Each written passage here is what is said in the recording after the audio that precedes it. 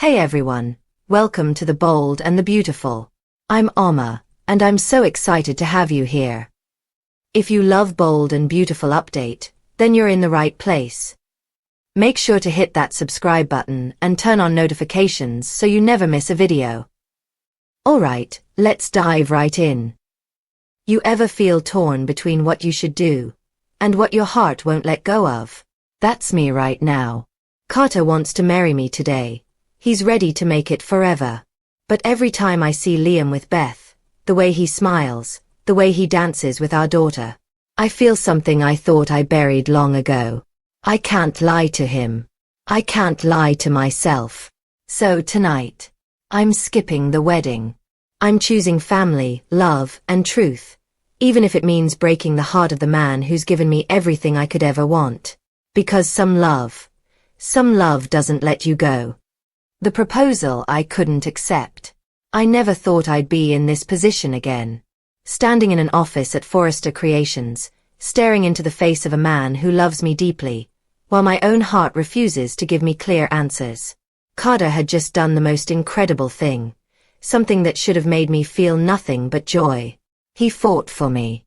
He fought for my line, hope for the future. He pushed Ridge until he finally agreed to reinstate it. When Carter told me, his eyes lit up with pride. He smiled so wide, I thought his face might split in two. "See," he said, holding my hands tightly. "There is nothing I wouldn't do for you, Hope. Nothing. You deserve this. And you deserve everything else. That's why I don't want to wait any longer. Let's do it. Let's get married today." At first, I thought he was joking. My breath caught in my throat, and I managed a weak laugh, but his expression didn't change. He was serious. His hands squeezed mine harder, his eyes searching mine for excitement, for agreement. But all he found was hesitation. It wasn't that I didn't love him. I did. Or at least I thought I did. Carter has been everything a woman could ever ask for. Supportive, kind, devoted. He's never once made me feel like I wasn't enough. And yet, standing there in front of him, all I could feel was the weight of the word, forever. Forever. That's not a promise you make lightly, not when your heart still aches for someone else. I forced myself to smile, even as my stomach twisted into knots. "Carter, this is so sweet. You have no idea how much this means to me." My voice cracked, betraying me. He pulled me into his arms, and for a moment, I let myself sink into his embrace. Safe. Steady. Solid. But then I remembered Beth. Her little voice echoed in my head, the way she had asked me earlier if I would stay for the daddy-daughter dance. "Please, Mommy," she'd said, tugging at my hand, her big brown eyes shining. "It's important. I want you and Daddy there with me. Together. Together." That word has haunted me ever since. How could I look into my daughter's eyes and tell her no? How could I tell her that I was choosing to marry someone else instead of standing by her and her father, even for one night, to give her the illusion of family again? So I pulled back from Carter, searching for the right words. "I can't, not today. Beth needs me. There's a dance tonight, and she's been dreaming about it for weeks. I promised her I'd be there." I expected him to argue, maybe even to look disappointed. But instead, he smiled again, that patient, understanding smile he always wears. "Then go," he said softly. "Beth comes first. I know that. We can do this tomorrow, or the next day. Whenever you're ready. But I want you to know, I'm serious, Hope. I don't want to wait much longer." I nodded, my heart aching. "I know. I need time." But the truth was, it wasn't time I needed. It was clarity. And that clarity wasn't coming anytime soon. Part 2. The dance that changed everything. By the time I made it back to Brooke's house, the sun was dipping low in the sky, painting everything in soft gold. Balloons floated near the arch in the living room, and Beth was spinning in her new dress, the skirt flaring out as she twirled. Her laughter filled the air, pure and unfiltered, and for the first time all day, my chest loosened. Mommy, you made it, she squealed, running into my arms. I scooped her up and kissed her cheek, breathing her in like I always do when I need grounding. She smelled like vanilla and shampoo, like innocence itself. And then I saw Liam. He was standing near the stereo, adjusting his tie, looking both nervous and proud. He caught my eye and gave me a small, hesitant smile. And just like that, 1,000 memories crashed over me. The first time he kissed me, the nights we stayed up with Beth when she was sick, the way he held me when I thought I'd lost her forever. "Hey," he said softly. Just that one word, but it carried so much weight.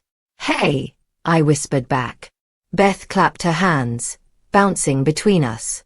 "Okay, Daddy, it's time. Dance with me." He laughed, reaching for her tiny hand. "Of course, sweetheart."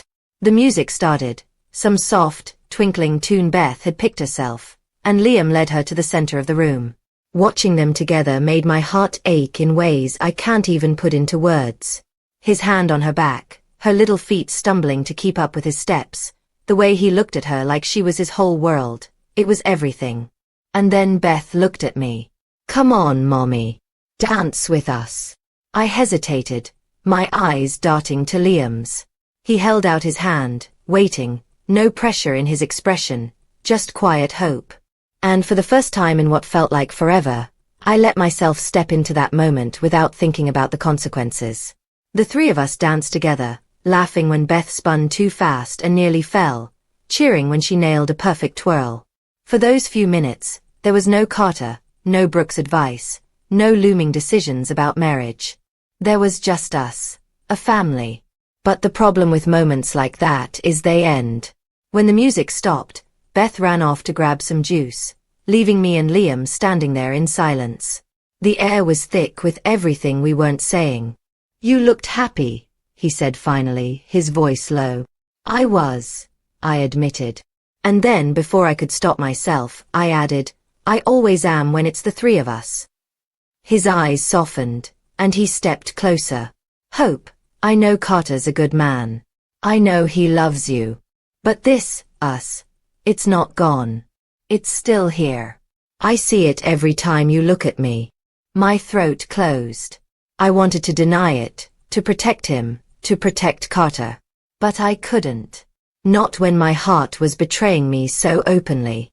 "Liam," I whispered. "Don't." But he didn't listen. He never does when it comes to us.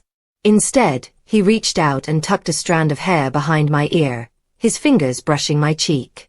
"I love you, Hope. I always have. And I think, you still love me too." And in that moment, I couldn't breathe. Hope's breaking point. I remember sitting there that evening, staring at my reflection in Brooke's hallway mirror while Beth squealed with excitement about her dress. She twirled and laughed, her little necklace catching the golden glow of the sunset outside.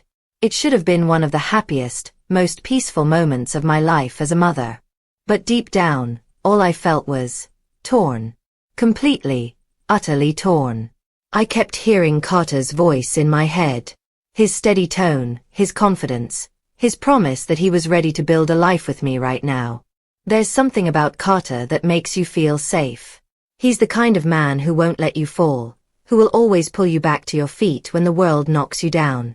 And after everything I've been through with Liam, the betrayals, the separations, the reunions, the constant uncertainty, you'd think safety would be exactly what I wanted. But here's the truth. Safety and love aren't always the same thing. I watched Liam hold Beth's tiny hand as the music played softly in the background. He wasn't looking at me. He was completely locked into her, smiling in a way that reached his eyes, the way it hadn't in so long. I saw my daughter glow in her daddy's arms, and my chest tightened with something sharp. Something dangerous. Something I didn't want to admit. Because in that moment, as Liam lifted Beth in the air and spun her around, I realized I still loved him. Not the kind of love you just throw around. Not the kind of love that fades with time. It was messy, complicated, painful love. The kind that digs deep into your skin and refuses to let go no matter how many times you tell yourself you deserve better. And Carter? Carter was better. Everyone knew it. My mother reminded me of it constantly. Even Ridge seemed proud that Carter wanted me, that he'd convinced him to keep my line alive. Carter was everything a woman should want. But when I looked at him in my mind, compared to what I was seeing right in front of me, Liam dancing with Beth, smiling like their little girl was his whole world, something inside me cracked. I don't think Carter ever really scared me until that night. Not in the sense of him doing anything wrong, but in the way he made me feel trapped. His love was a tidal wave, and instead of learning to swim with it, I felt like I was drowning in it. His urgency to marry me, to lock down forever, suddenly felt like chains rather than freedom. And I hated myself for even thinking that, because he didn't deserve it. He didn't deserve my hesitation, my silence, my inability to look him in the eyes when he asked me about tomorrow. But how could I stand at an altar and vow forever to a man when another one still had a piece of my soul? That night, after Beth went to sleep with her tiny hand curled around her stuffed bunny, I slipped outside. The air was crisp, the stars scattered like diamonds. Liam followed me, of course. He always does when I get too quiet. "Hope," he said softly, his voice carrying that mix of concern and knowing. "Talk to me. What's going on with you?" And I couldn't lie. Not anymore. I looked at him, the man who has broken me 100 times but still somehow manages to be the one who knows me best, and I whispered, "I can't marry Carter. Not like this." The silence between us was heavy, almost suffocating. Liam's eyes widened just a little, and I saw that flicker of hope ignite in him, the very hope I've been trying so hard to kill. "You still love me," he said, not as a question, but as a statement. His words cut through me like glass because I couldn't deny it. Not anymore. And yet, admitting that meant hurting Carter. It meant breaking the heart of the one man who never played games with me, who never lied, who never strayed. It meant facing Brooke's disappointed sighs, Ridge's stern concern, the judgment of everyone who saw Carter as the safe choice. I started to cry. Real, ugly tears that I couldn't stop. "I don't know what I'm doing, Liam," I confessed. "I don't know how to choose between what's right and what my heart wants." Liam stepped closer, brushing a tear from my cheek. His hand lingered there, warm and familiar. "Maybe your heart already knows. Maybe it always has."